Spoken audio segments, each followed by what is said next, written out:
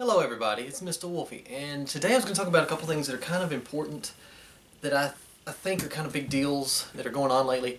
Number one is, you know, the idea of cultural appropriation. And now I got the idea for this video. I was watching just stuff happen online, and a bunch of people jumped on Justin Timberlake for making a pretty benign statement about a speech during the BET Awards that moved him.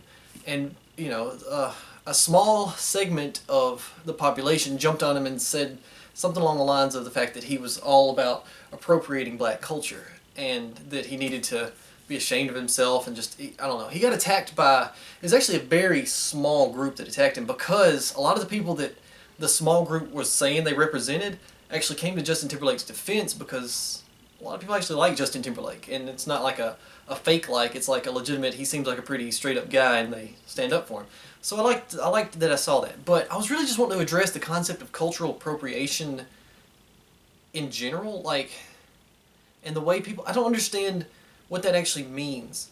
Culture, by definition, requires kind of a collective sharing of a way of life, a certain concept. I'm having trouble putting it in the words exactly, but you don't have culture if you don't share culture.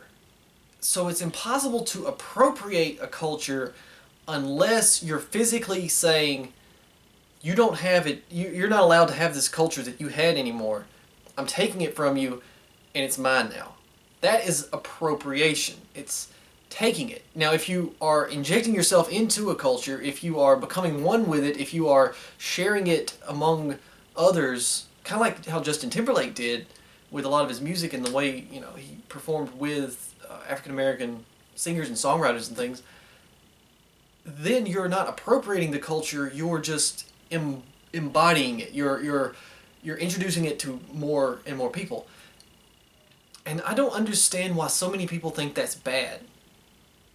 Like, for starters, when you share a culture, then you share the understanding and appreciation for the group of people that are behind that culture. So, if you talk about Native American history type things and talk about their culture, a lot of people get down with that. They really are interested in it, and they learn to love and appreciate the Native Americans and some of the terrible things that have happened to them over the past few centuries. So it boggles my mind that people are so up in arms, angry about the concept of cultural appropriation these days, when in reality that's the way we as humans should be doing things to better society. America especially, we are a melting pot in that we just have tons of different groups of people here that are supposed to be living here in relative harmony and equality, but when you have something along the lines of you can't do that because your skin color is the wrong color, that's not equality. It's not necessarily racism, but it is definitely sort of an ethnic culturalism.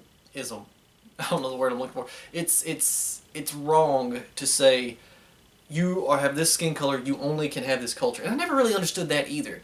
Like, how does skin color dictate culture? Culture is a social thing, a social group thing. It's not about even what race you are or anything. It's more about where you physically come from. I never thought anything about the fact that, I don't understand what culture I'm supposed to have just because I have white skin and I'm a dude from Mississippi. I guess, I don't know, there's a lot of different cultural options there, but it seems kind of silly to say you have this skin color, you have to have this culture, because what does that really say? I mean, for starters, when it comes to white people, there's a whole bunch of different cultural aspects of being white because there's so many different ethnicities and cultures and everything involved in white people's genetic lineage. You got Germans, Irish, Italian, well, Italian less so, because they're actually more of a blend too.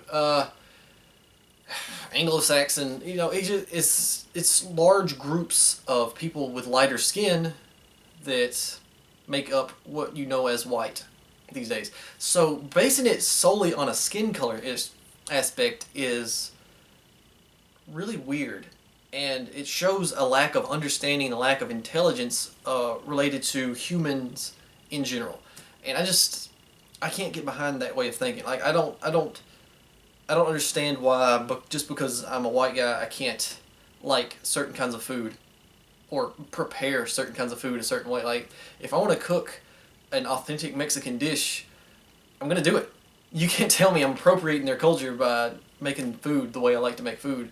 You know, I don't think I have any Italian in me, but I love Italian food. So are you telling me I can't make Italian food even though I'm white because I don't have Italian in me? Or are you saying that's okay because I have light skin like Italians historically have had, and that means that I can do whatever any other white skinned person can do, even if I'm not genetically like them, if I'm not from their place where their culture is the main aspect? And what are you actually saying? Like for the biggest thing here, and it kind of goes to what I was just now saying, is it's not necessarily your culture just because you have a certain skin color. Has that even occurred to you? Like, how can you actually physically say that you have anything to do with an African culture when you've never been to Africa and your ancestors haven't been to Africa for many generations? You have the culture that you grew up with. You were raised in the culture that you have. And so saying that you have a specific culture that you weren't born with is you appropriating that culture. And that's what it comes down to. And that's the problem. Anyway, guys, this has been Mr. Wolfie. Love you guys.